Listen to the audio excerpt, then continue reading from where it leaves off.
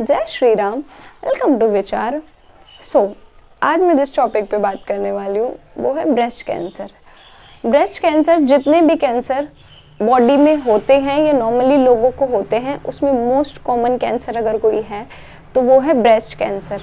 और breast cancer normally obviously बात है फीमेल में ही होता है, और ये इतना कॉमन है कि हर 10 में से तीसरी महिला को ब्रेस्ट कैंसर आजकल डायग्नोज होता है।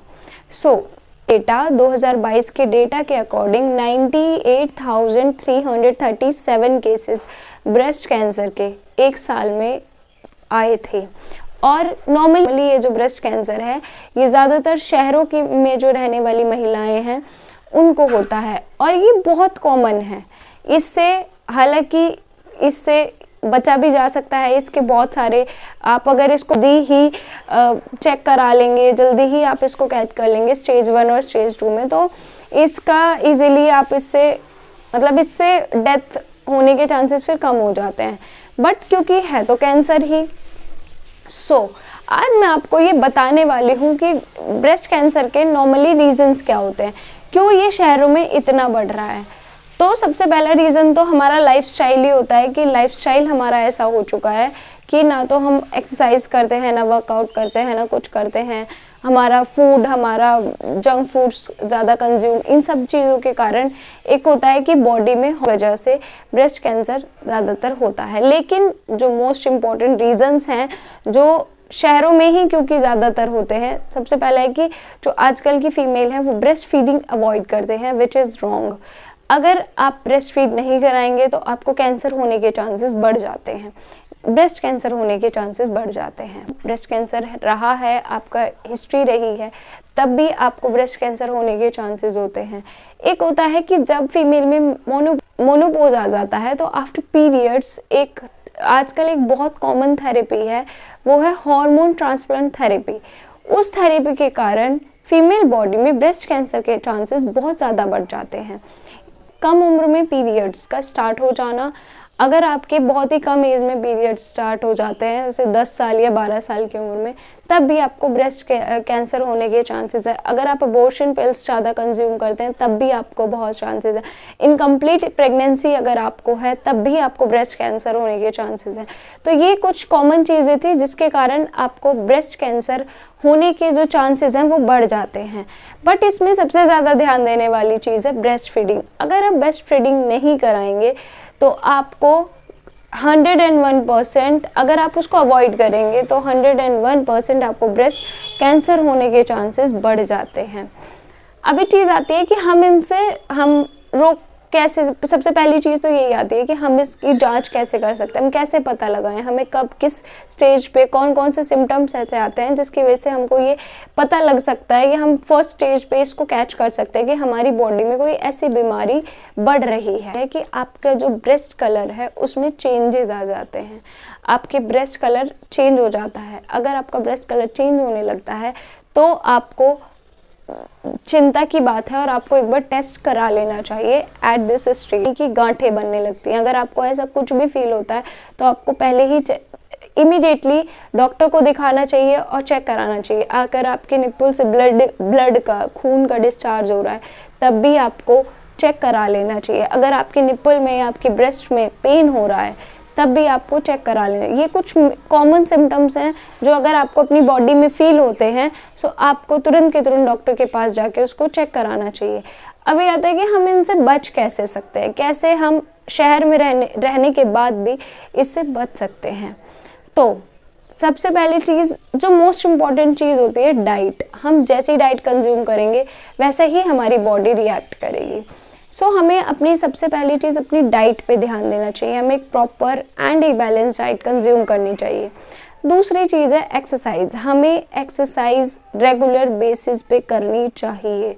अगर हम रेगुलर बेसिस पे एक्सरसाइज नहीं करेंगे तो हमारी बॉडी में कोई भी बीमारी, नॉट इवन ब्रेस्ट कैंसर, कोई भी बीमारी होने के चांसेस बहुत ज़्यादा बढ़ जाते हैं।